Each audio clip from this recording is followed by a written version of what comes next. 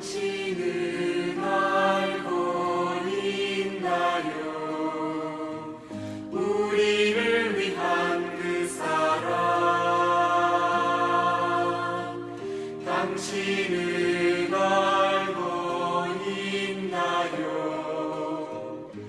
십자가의 그 사랑. 오늘도 변함없이 매일 예배에 나오신 모든 성도님들을 환영하고 축복합니다. 다 같이 사도신경으로 신앙 고백하시겠습니다.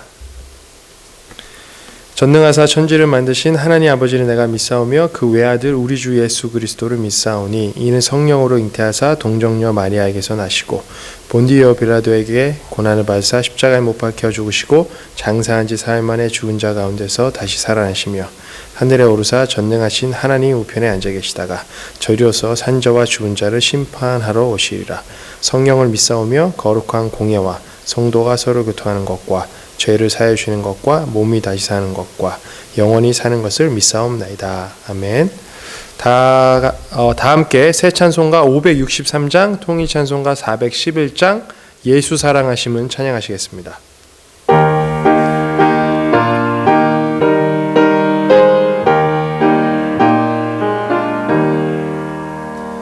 예수 사랑하심은 거룩하신 말일세. 우리들은 약하나 예수 권세 많도다. 날 사랑하심 날 사랑하심 날 사랑하심 성경에 써있네. 나를 사랑하시고 나의 죄를 다시서 하늘 문을 여시고 들어가게 하시네. 날 사랑하심 날 사랑하심 날 사랑하심 성경에 써있네. 내가 연약할수록 더욱 귀히 여기사 높은 보좌 위에서 낮은 나를 보시네. 날 사랑하심 날 사랑하심 날 사랑하심 성경에 써있네. 세상 사는 동안에 나와 함께 하시고 세상 떠나가는 날 천국 가게 하소서. 날 사랑하심 날 사랑하심 날 사랑하심 성경에 써있네. 아멘. 네, 감사합니다. 오늘 함께 보실 말씀은 시편이 되겠습니다. 시편 121편입니다. 오늘 함께 보실 말씀은 시편 121편입니다. 내가 산을 향하여 눈을 들리라. 나의 도움이 어디서 올까? 나의 도움은 천지를 지으신 여호와에게서로다. 여호와께서 너를 실족하지 아니하게 하시며 너를 지키시는 이가 졸지 아니하시리로다. 이스라엘을 지키시는 이는 졸지도 아니하시고 주무시지도 아니하시리로다. 여호와는 너를 지키시는 이시라. 여호와께서 내 오른쪽에서 내 그늘이 되시나니 낮의 해가 너를 상하게 하지 아니하며 밤의 달도 너를 해치지 아니하리로다. 여호와께서 너를 지켜 모든 환난을 면하게 하시며 또 내 영혼을 지키시리로다. 여호와께서 너의 출입을 지금부터 영원까지 지키시리로다. 아멘. 여러분 혹시 존 밀턴이라는 영국의 작가를 아시는지요? 존 밀턴은 철로 역정의 저자 존 버년과 함께 17세기 영문학을 대표하는 청교도 작가입니다. 지금도 셰익스피어 다음으로 영국에서 가장 존경을 받는 작가이기도 합니다. 하지만 그때 당시 많은 사람들은 존 밀턴이 기독교인으로서 훌륭한 작가가 될 것이라고 기대하지 않았습니다. 왜냐하면 그때 당시 잘 나가고 있던 존 밀턴이 받은 고난 때문이었습니다. 그리고 많은 사람들은 이 고난이 하나님의 저주라고 생각했기 때문입니다. 존 밀턴은 라틴어, 그리스어 그리고 히브리어로 쓰인 고대 작가들의 책들을 폭넓게 선nhập했던 그리고 성경에 아주 능통했던 사람이었습니다. 그의 아버지는 일찌감치 그가 목사가 되기를 원했다고 합니다. 케임브리지 대학에서 학위를 2개 받은 후 여러 편의 대규모 종교적 서사시를 쓰려는 계획을 품었지만 그때 당시 어지러웠던 사회에서 청교도적인 삶을 비판하는 이 영국 국교회의 잘못을 바로잡기 위해 종교와 정치에 깊이 참여하게 됩니다. 여러 소논문집을 발표하면서 개혁의 목소리를 낸 것이죠. 하지만 그의 나이 43세에 인생에서 여러 가지 큰 어려움을 맞이하게 됩니다. 첫 번째는 작가로서 가장 필요한 눈을 잃게 됩니다. 특별한 이유 없이 실명을 하게 되어진 것이죠. 그리고 첫 번째 결혼에 실패한 후 2번째로 맞이한 아내가 사망을 하게 됩니다. 이런 일도 사실 인생에서 감당하기 쉽지 않은데 청교도 정신의 종교개혁을 외쳤던 그는 정치적인 이 세력으로 감옥에 가게 되어집니다. 앞에서 말씀드렸듯이 많은 사람들은 이제 그의 인생은 끝났다. 더 이상 그에게 희망은 없다고 말했습니다. 그때 당시 찰스 1세의 아들인 제임스 2세가 왕이 되기 전에 밀턴에게 이렇게 말했다고 하죠. 밀턴, 그대의 실명이 나의 정치에 반대하는 그대의 신념에 따른 저술 활동에 대한 하나님의 심판의 결과라고 생각하지 않소? 그가 받은 어려움은 많은 사람들의 입에서 하나님의 저주로 인식되어졌던 것입니다. 다행히 교수형은 면하게 되어 목숨을 부지할 수 있었지만 엄청난 벌금을 물어 만년에 가난에 허덕이면서 살았다고 합니다. 다행히 딸과 친구의 도움으로 15년 후인 1665년에 청교도 정신을 표현한 이 신라권이라는 12권의 책을 출간하게 되어집니다. 혹시 읽어보셨는지요? 신라권은 창세전의 천사의 타락과 아담과 이브의 타락, 그리고 인간 구원에 대해 방대하게 쓰여진 대서사시입니다.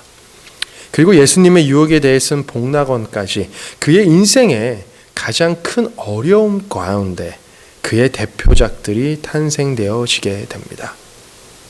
저는 이 존 밀턴의 생애를 보면서 과연 15년 동안 그에게 무슨 일이 있었던 것일까 생각해 보게 되었습니다.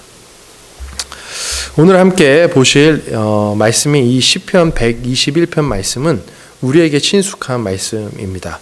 대표적으로 익숙하게 잘 알고 있는 하나님은 너를 지키시는 자라는 찬양이 이 시편 121편 말씀으로 만들어진 곡이기 때문입니다.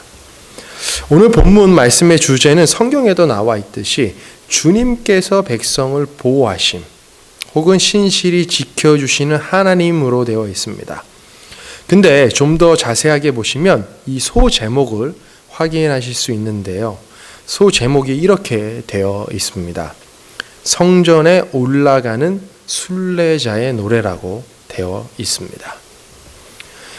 이스라엘 백성들이 예배드리러 예루살렘에 있는 성전으로 올라가면서 부르던 찬송이 바로 성전에 올라가는 노래라고 부릅니다. 시편 120편부터 시편 134편에 나오는 이 15편의 노래가 바로 대표적인 성전에 올라가는 노래인 것입니다. 오늘 본문 말씀이 이 시편 121편은 이 중에서 두 번째로 나오는 노래인 것이죠. 역사적으로 구약시대 때 이스라엘의 이 정치적, 경제적, 종교적 중심지는 예루살렘이었습니다. 그리고 중요한 것은 이 예루살렘의 중심에 세워졌던 성전이었습니다. 예루살렘 성전이 역사상 몇 번 건축되어졌을까요? 혹시 알고 계신가요? 바로 3번 건축되어졌습니다.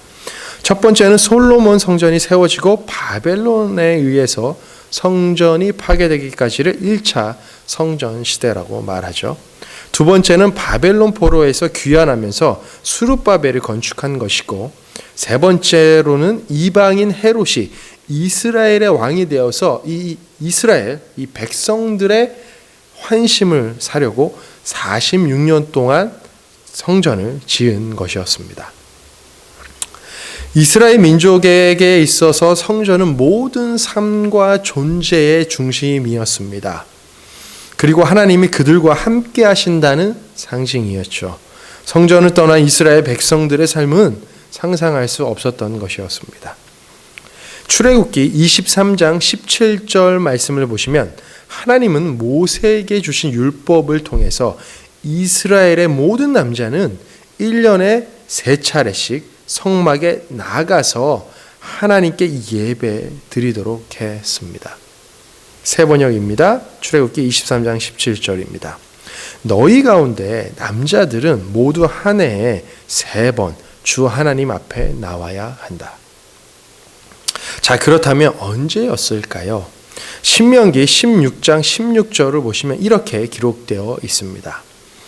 모든 남자는 한 해에 3번 무교절과 칠칠절과 초막절에 주 당신들의 하나님이 택하신 곳으로 가서 주님을 배워야 합니다. 그러나 빈손으로 주님을 뵈러 가서는 안 됩니다.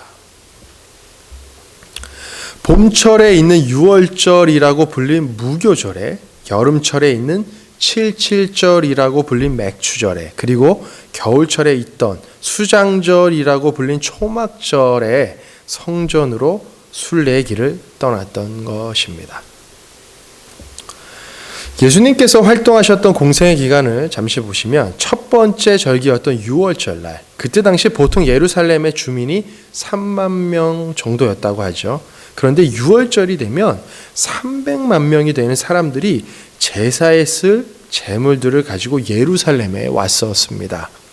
그들은 예루살렘에 와서 여호와 하나님께 경배드리는 것을 삶의 가장 소중한 것으로 여긴 것이죠. 그런데 구약시대 때 모세를 통해 주신 이 말씀에 대한 순종은 그리 쉽지 않았습니다. 왜냐하면 문제가 바로 성전의 위치였습니다. 성전은 예루살렘의 가장 높은 곳에 위치해 있었습니다. 즉 위치적으로 이스라엘 백성들은 자신이 어디에 있든지 언제든지 눈을 들면 아름다운 성전을 바라볼 수 있었습니다. 그만큼 높은 곳에 위치해 있었던 것이죠. 그런데 지리적으로 성전으로 올라가는 길은 멀고도 험했습니다. 해발 약 760m 정도였기 때문에 그리 만만치 않은 여정이었던 것이었습니다. 1년에 3번씩 예루살렘 높은 곳에 있던 이 성전을 향해 올라가면서 이스라엘 백성들은 무엇을 배웠을까요? 인생이 하나의 순례 여정이라는 것을 배웠을 것입니다. 1년에 한 번도 아니고 3차례나 제물을 들고 하나님을 예배하러 성소로 올라가는 여정을 겪으면서 어찌 이것이 쉽다고 얘기할 수 있었겠습니까? 이 험한 여정 속에 그들이 늘 기억해야 했던 것은 마치 믿음의 조상 아브라함처럼 자신들이 순례자라는 사실이었을 것입니다. 오늘날 우리는 이런 식의 절기를 가지지 않습니다. 하지만 신약 성경도 여전히 그리스도인의 정체성을 말할 때 나그네요, 순례자라는 것을 분명하게 말합니다. 시편 기자는 예루살렘의 위치에 있던 성전을 향해 올라가는 노래를 부르면서 자신을 도우실 분이 누구인지를 질문하고 그 질문에 대한 답을 알고 있는 것입니다. 말하고 있는 것이죠. 고백하고 있는 것입니다. 다시 1절과 2절 보실까요? 새 번역입니다. 내가 눈을 들어 산을 본다. 내 도움이 어디에서 오는가? 내 도움은 하늘과 땅을 만드신 주님에게서 온다. 시편 기자는 1절과 2절에서 성전에 도달하기 전에 반드시 넘어야 할 높은 산들을 바라보면서 스스로에게 질문합니다. 내 도움이 어디에서 오는가? 1절에서 언급된 산은 단수가 아닌 복수를 의미합니다. 올라가는 여정에서 넘어야 할 험한 산들이 많았다는 것이죠. 포장된 도로가 아닌 거친 길이 즐비하지 않았을까요? 그리고 무서운 짐승들과 강도들의 위협도 도사리고 있었을 것입니다. 즉 눈을 들어 걸어가는 길을 바라보면 험한 환경과 두려움뿐인 것이죠. 이럴 때 시편 기자가 스스로에게 질문한 것입니다. 다시 한번 고백해 볼까요? 내 도움은 어디에서 오는가? 저희의 인생도 이와 같지 않겠습니까? 우리가 계획한 대로 순조롭게 이루어지길 원할 때가 너무나도 많은데 그렇게 계획대로 가지 않을 때가 너무 많지 않습니까? 이럴 때 저희도 동일하게 시편 기자처럼 질문하지 않으십니까? 내 도움이 어디에서 오는가? 시편 기자는 이 질문에 대한 답을 이렇게 말합니다. 내 도움은 하늘과 땅을 만드신 주님에게서 온다. 믿으십니까? 그렇다면 왜 시편 기자는 이러한 고백을 할 수 있었을까요? 바로 그 뒷절인 3절부터 8절까지 보시면 저희가 알 수 있습니다. 3절부터 8절까지의 말씀을 보시게 되면 이 계속해서 반복되는 단어가 나옵니다. 무엇일까요? 바로 지킨다라는 단어입니다. 무려 6번이나 반복적으로 등장하죠. 즉 하나님은 나를 지키시는 분이시라고 시편 기자는 고백하고 있는 것입니다. 3절과 4절 한 번 더 읽도록 하겠습니다. 여호와께서 너를 실족하지 아니하게 하시며 너를 지키시는 이가 졸지 아니하시리로다. 이스라엘을 지키시는 이는 졸지도 아니하시고 주무시지도 아니하시리로다. 아멘. 여기서 쓰인 실족이란 단어는 잘못 딛다라는 뜻으로 쓰인 단어입니다. 순례자가 여러 산을 넘어갈 때 발을 잘못 디뎌 다치거나 위험에 처할 상황에서 지켜주신다는 것입니다. 한글 개역 성경에는 번역이 되지 않았지만 또 보시게 되시면 너를 지키시는 이가 이 앞부분에 보라라는 이 behold라는 단어가 쓰였습니다. 그러니까 보라는 것이죠. 실족시키지 않으시는 하나님께서 졸지도 아니하시고 주무시지도 아니하시며 순례자를 24시간 지켜보고 계신다고 고백하고 있습니다. 고대 근동의 사람들은 자신들이 믿고 있던 신은 평상시 잠들어 있다고 생각했었습니다. 그래서 자신들이 어려움에 처했을 때 특별한 제사의식을 통해 이 신들을 깨워야 한다고 생각했습니다. 심지어 자신의 몸을 해하거나 자신들의 소중한 것들을 불태워 드리는 제사까지 드렸던 것이죠.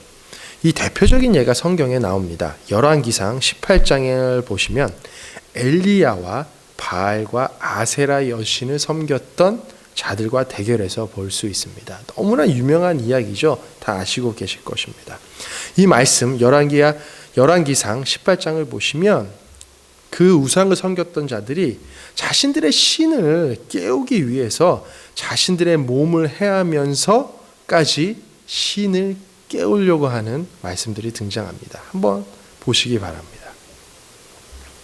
시편 기자는 고백하고 있습니다. 이와 다르게, 이와 대조적으로 하나님은 그렇지 않다라는 것입니다.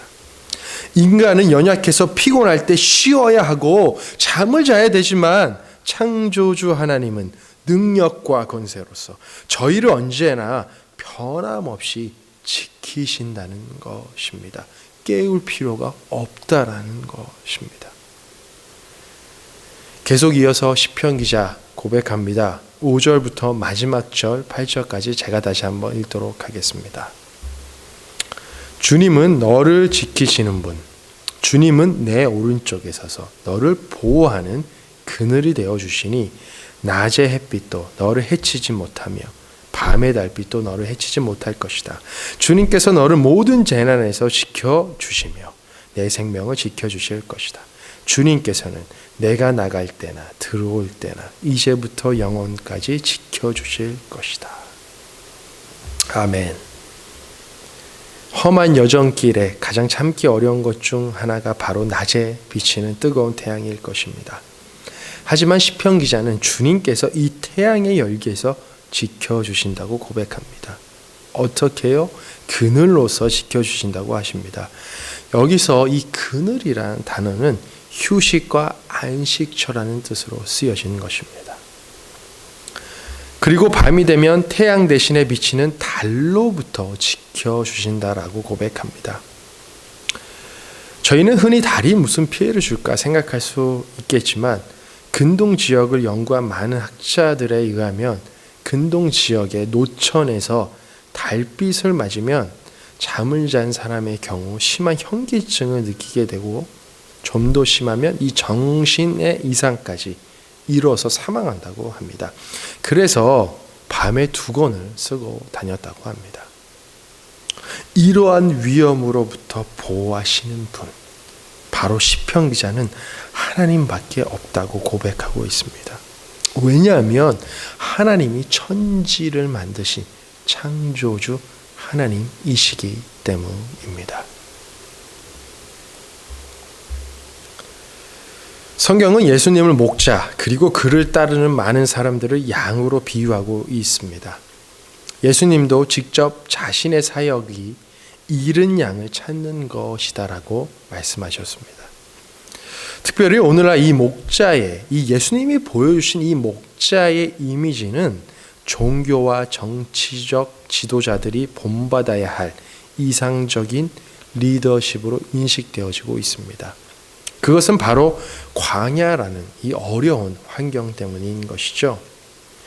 언제 생명이 위험할지 모르는 환경에서 끝까지 자신에게 맡겨진 이 양무리를 돌보는 이 목자의 이미지, 양을 노리는 맹수들과 치열하게 싸우는 목자의 이미지 때문에 오늘날 이상적인 리더십으로 인식되어지고 있는 것입니다. 광야에서 가장 찾기 어려운 것은 무엇일까요? 바로 물일 것입니다. 일반적으로 광야에서 물을 얻을 수 있는 방법이 여러 가지 방법이 있는데 갑자기 내리는 비, 이러한 빗물이 고인 바위 틈에서 흔하지는 않지만 발견되어지는 셈, 그리고 다른 누군가가 파놓은 이 웅덩이에 고여있는 물이라고 합니다.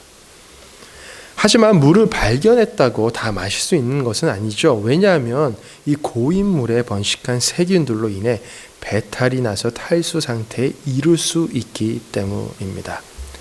자, 이럴 때 물이 필요한 양에게 누가 필요한 것입니까? 바로 목자가 필요한 것입니다.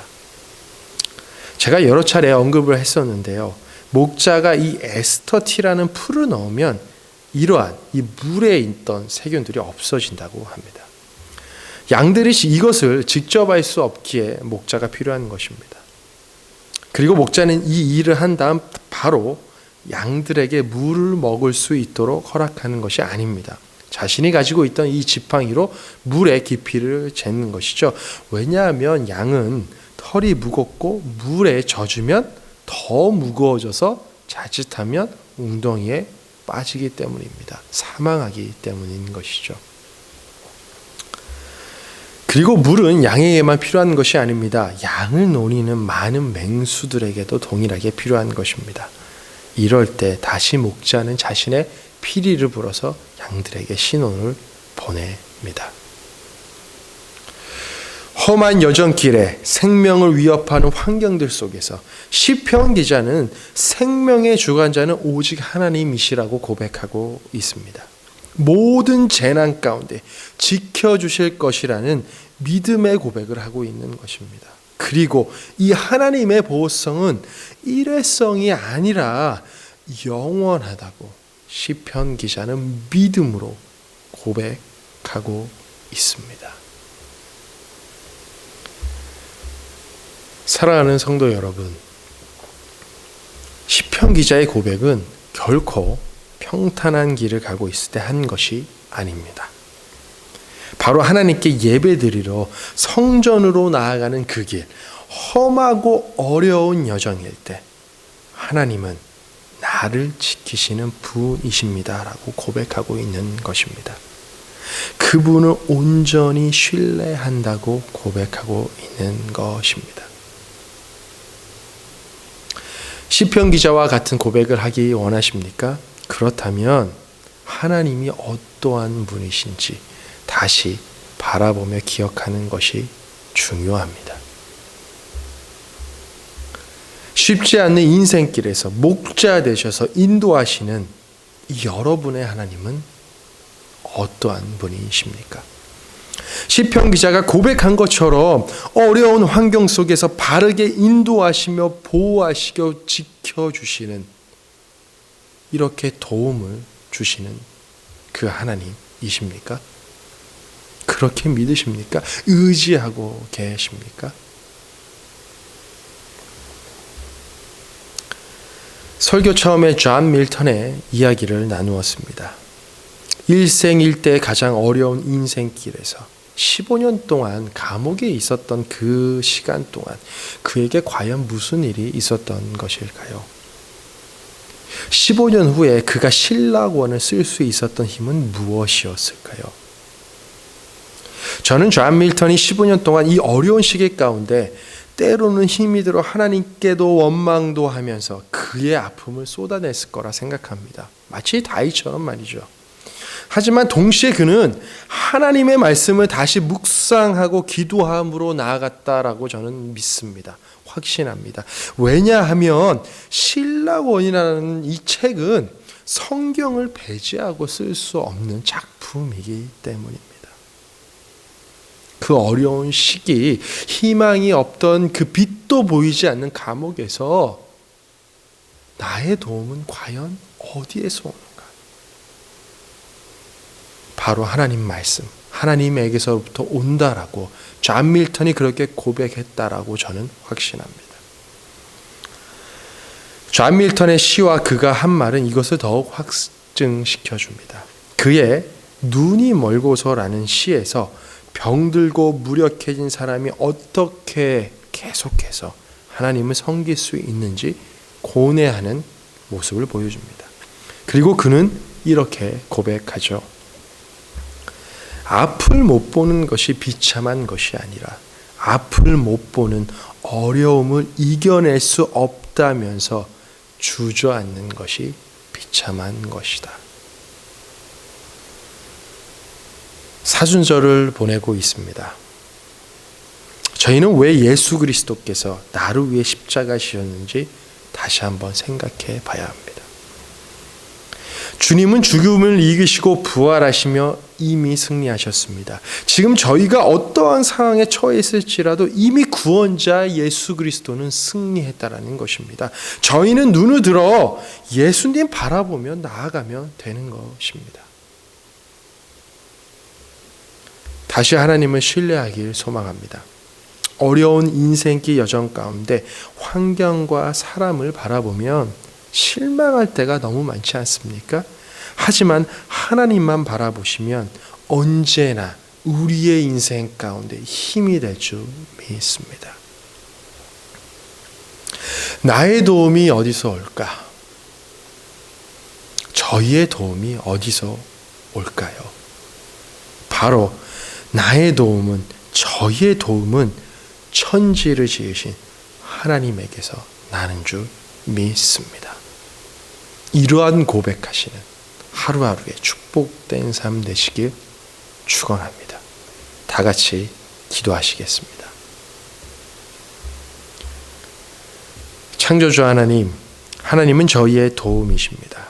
늘 좋은 곳으로 바르게 인도하시는 하나님을 바라봅니다. 눈을 들어 바라봅니다. 저희가 걸어가는 믿음의 여정이 쉽지 않다는 것을 너무나 잘 압니다. 예상하지 못했던 어려움과 고난 앞에 주저앉아 있을 때가 많이 있습니다. 하지만 여전히 옆에서 함께 위로하시며 힘을 주시는 24시간 지켜주시는 하나님을 의지합니다. 이 믿음이 흔들리지 않도록 붙잡아 주시옵소서. 그래서 늘 삶 속에서 나의 도움은 오직 하나님께로만 있음을 알게 하시며 이러한 믿음의 고백으로 기뻐하며 감사하는 삶을 살아갈 수 있도록 축복하여 주시옵소서. 감사합니다, 주님. 예수님의 이름으로 기도하였습니다. 아멘. 다 같이 주기도문으로 예배를 마치도록 하겠습니다. 하늘에 계신 우리 아버지여, 이름이 거룩히 여김을 받으시오며 나라가 임하옵시며 뜻이 하늘에서 이루어진 것 같이 땅에서도 이루어지이다. 오늘 우리에게 일용할 양식을 주시옵고 우리가 우리에게 죄진 자를 사하여 준 것 같이 우리 죄를 사하여 주시옵고 우리를 시험에 들게 하지 마시옵고 다만 악에서 구하시옵소서. 나라와 권세와 영광이 영원히 아버지께 있사옵나이다. 아멘. 오늘도 예배에 참석해 주신 모든 분들께 감사드립니다. 요즘 어떻게 지내시는지요? 봄이 온 것 같습니다. 날씨가 참 좋습니다. 이럴 때 댁에만 있지 마시고 마스크 쓰시고 열심히 운동도 하시고 하나님께서 만들어 놓으신 자연을 바라보시면서 그분의 그 거룩한 위대한 그분의 지혜를 바라보시는 귀한 은혜의 시간이 되시길 기도하겠습니다. 감사합니다. 당신은 알고 있나요? 우리를 위한 그 사랑. 당신은 알고 있나요? 십자가에